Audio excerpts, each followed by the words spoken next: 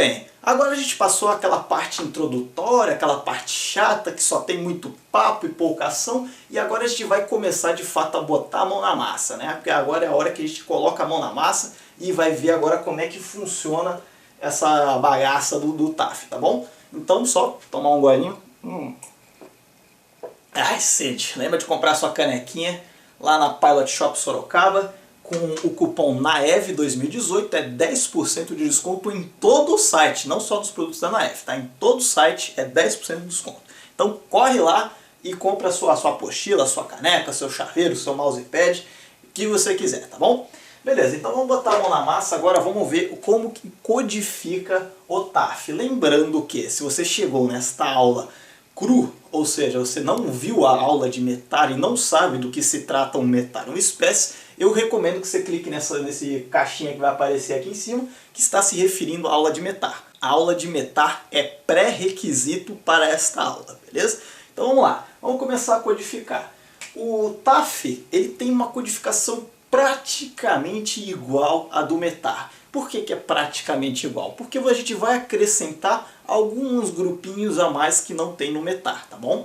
Mas a codificação dos parâmetros meteorológicos, isto é, vento, visibilidade, tempo presente, cobertura de céu, é a mesma codificação do METAR. Então o que acontece?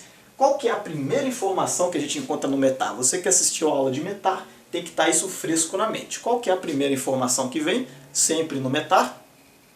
É METAR, né? METAR ou espécie, que é o que está identificando que tipo de mensagem que é. No TAF é a mesma coisa. A gente tem lá TAF, escrito para a gente saber que se trata de uma mensagem de previsão. Significa que aquilo ali que a gente vai ler não é um METAR, não é um espécie, não é um SIGMET, é um TAF, tá bom? Depois a gente tem aquelas 3 letrinhas que geralmente ficam obscurecidas aqui no começo, que nem no METAR, que são qual? Pode ser vir sem nada, quer dizer que a mensagem está ali, está certa.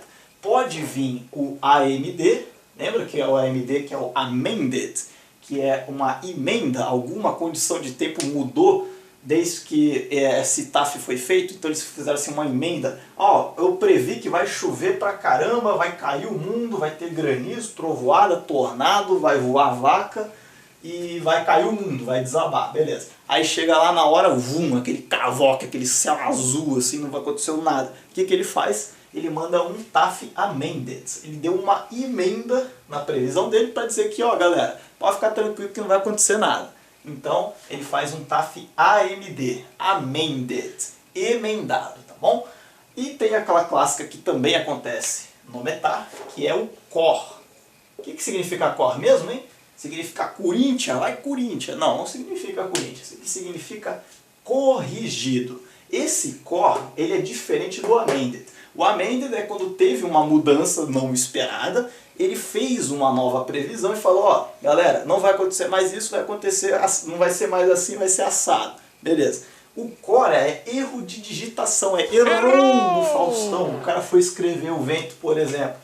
O vento 120 graus com 15 nós. Além de escrever isso, ele foi lá e escreveu assim, ó, vento 120 graus com 15 pk. Tá vendo? O cara errou 2 vezes, ele botou 1120 ao invés de ser 120. Então ele errou a digitação. Aí ele vai mandar um TAF COR e no TAF COR vai vir isso daqui, tá bom? Lembrando que o TAF sem ser o corrigido, né, o TAF errado, ele fica no banco de dados, tá? Isso daqui, o TAF corrigido, ele vem como se fosse um novo TAF, tá?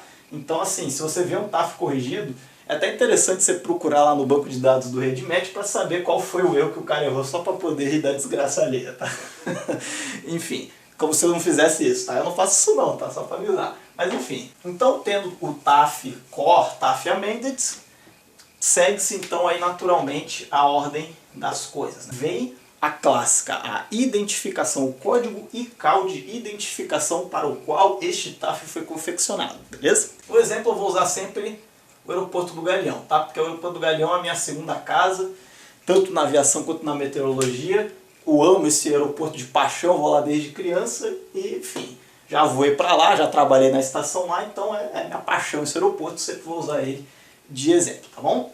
Então vamos lá, TAF amended corrigido, então SBGL, aqui veio o código ICAO do aeroporto para qual esse TAF foi confeccionado. Até aí está igual ao METAR, né? Depois a gente vem aqui, que nem no METAR, a hora e o dia no qual esta mensagem foi confeccionada. Nesse caso, vou botar um exemplo qualquer aqui, foi feito no dia 21 a 0600 Zulu. Isso daqui foi o quê? Dia e hora Zulu, na qual este TAF foi confeccionado. Beleza, até aqui está igual ao METAR. O que vem agora logo em seguida aqui?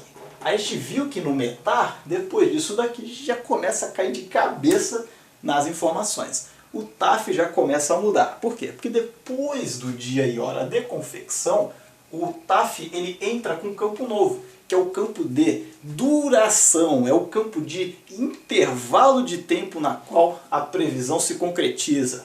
Então o que acontece? Lembrando que a duração do TAF pode ser de 12, pode ser de 24 ou 30 horas. Dependendo da duração, vai vir aqui o período. Muito cuidado! Agora eu vou escrever aqui como é o real, tá bom? Como é que se escreve o TAF real, porque eu quero que além de você passar na sua prova da ANAC, eu quero que você aprenda a voar, porque afinal isso aqui é o núcleo de aprendizagem e excelência em voo. Eu não vou só te ensinar a passar na ANAC, eu vou te ensinar a passar na ANAC e a voar com excelência. Então por isso eu sempre mostro como é que é a realidade e como é que é a realidade que a ANAC pede, tá? Como é que são as questões. Então essa formatação, essa diagramação da duração do TAF varia de local para local. Tem alguns sites que o simulado vem a previsão de um jeito, tem apostilas que você compra que vem de outro jeito, tem locais, escolas que ensinam de um jeito. Então assim, você tem que tomar muito cuidado, tá? É bom você sempre seguir o modelo real, porque é o que você vai usar na sua vida de piloto, tá? Então, na realidade, na nossa querida realidade, como é que vem o campo aqui de intervalo de duração da previsão? Ela vem o seguinte, ela vem sempre da mesma maneira, tá bom? Ela vai vir assim, ó, o dia e hora, só que assim, dia, hora, barra oblíqua, dia e hora, tá? Então vai vir assim, por exemplo, esse aqui ele foi confeccionado do dia 21 a 6. Então geralmente o cara que fez, por exemplo, a 6 Zulu do dia 21, geralmente ele está fazendo o TAF do dia 21 para o período seguinte, né? Então se o cara estava lá 6 Zulu, ele vai fazer o TAF das 12 Zulu, né? O cara chega e faz a previsão para o próximo período, né? Então aqui, ó, seria o seguinte, seria 21, 12, barra oblíqua. Já que Galeão é aquela exclusividade do Brasil, né? Que a gente sabe que é 30 horas, o resto é tudo 24. Esse daqui vai ser 30 horas. Então o que ele vai fazer? Ó, começa do dia 21 às 12 e vai acabar o quê? Quanto que são 30 horas depois? Vai ser do dia 22 às 18, né? Olha lá, 22 às 18. É a duração desse TAF. Ó, começa no dia 21 às 12 Zulu, válido até dia 22 às 18 Zulu, tá? Lembrando sempre que os intervalos são de 6 em 6 horas, né? Então o que acontece? Se é 24 horas, seria 21, 22, 12 Zulu, né? Se fosse 24 horas, você pega esse 24 e adiciona 6 horas, que vai dar as 30. 12 vai para 18. Então beleza. Aqui a gente tem um intervalo, vocês conseguem visualizar aqui que a gente tem um intervalo de 30 horas aqui. Conseguiu visualizar isso? Beleza. Visualizou que tem 30 horas, já viu que esse TAF ele é a particularidade do Brasil, que é do Galeão. Ou se fosse Guarulhos também seria 30 horas. Se fosse Congonhas, por exemplo, ia ser 24, beleza? Então vamos lá. Então agora eu já sei qual que é o período que esse TAF está ativo. Aí com isso a gente tem aqui o que a gente chama aqui de cabeçalho da mensagem, que são essas informações de tempo, essas informações horárias, né? O que aconteceu, onde é que ele foi, que tipo de mensagem que é e validade. Aí agora a gente entra no coração do TAF, eu vou até escrever de vermelho, porque agora a gente entra nas chamadas condições iniciais, tá bom? Essas condições iniciais, elas são importantíssimas de você entender o que são essas condições iniciais, porque elas é que vão ditar o que vai acontecer durante a mensagem de previsão. O que vai acontecer durante o seu intervalo de tempo que você vai voar vendo esse TAF, tá bom? Então olha só, depois quando chegar a validade aqui, a gente entra no parâmetro de condições iniciais.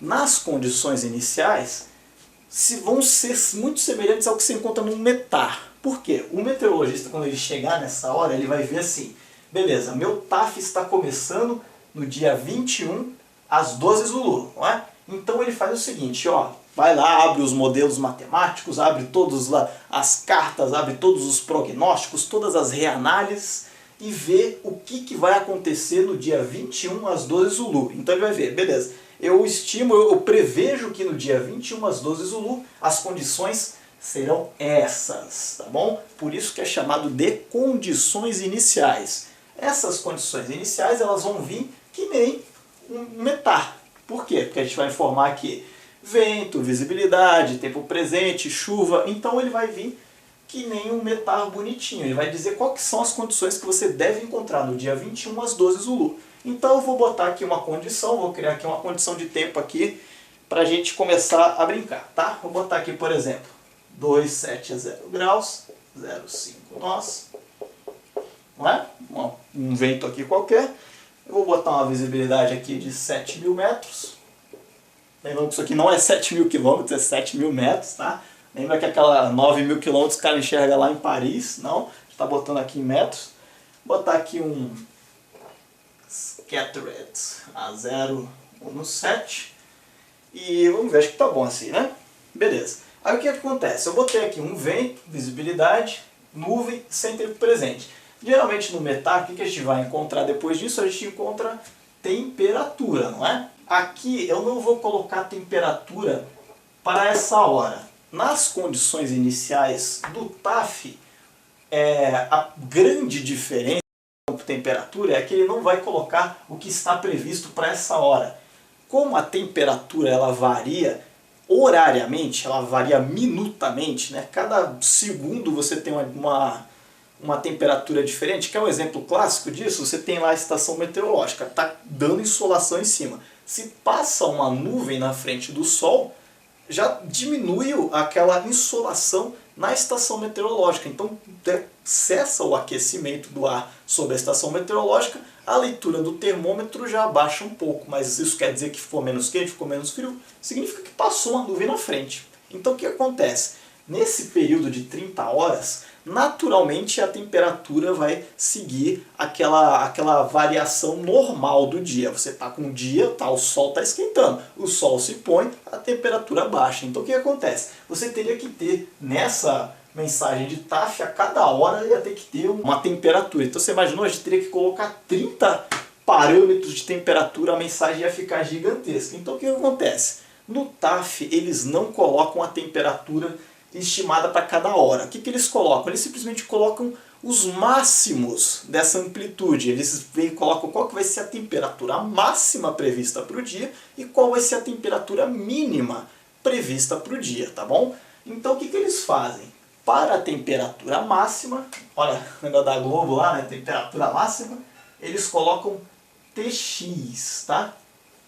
TX é o grupo que é utilizado para descrever temperatura máxima, a máxima prevista para esse dia. Então o que eles colocam? Ó, TX seguido da temperatura máxima prevista, vou botar aqui, exemplo, 30 graus, aí vem uma barra oblíqua, tá bom? E vem, logo depois dessa barra oblíqua, vem dia e hora na qual essa temperatura está sendo prevista, né? Então olha só, o período do nosso TAF é do dia 21/12 até 22/18, não é? Então dentro desse período de meio-dia do dia 21 até as 6 da tarde do dia 22, vai ter o quê? Vai ter sol a pino, o sol vai se pôr, vai vir a noite inteira, vai amanhecer o dia, passar o meio-dia e chegar no final da tarde. Então a gente tem basicamente aqui um dia inteiro, a gente tem 30 horas aqui, né? Então o que acontece? Em alguma dessas 30 horas a gente vai ter um pico de temperatura, vai ter um máximo de temperatura. Vamos aqui, como eu estou criando esse TAF para vocês, eu vou botar aqui, por exemplo, vai ser o pico de temperatura vai ser no dia 22 às 16 Zulu. O que isso significa aqui? Significa que às 16 horas Zulu, 1 da tarde do dia 22, sem horário de verão, a gente vai ter ali o nosso pico de temperatura. A gente vai ter a nossa temperatura máxima. Lembra que TX é de máximo. Aqui, ó, temperatura máxima. Ó o X ali, tá vendo? Temperatura máxima. Esse é o macete bom para você nunca mais esquecer. Logo depois da temperatura máxima, a gente entra no próximo parâmetro, que é o TN. TN é de temperatura mínima. Olha lá aqui, ó, temperatura mínima. Tá vendo que tem o M ali?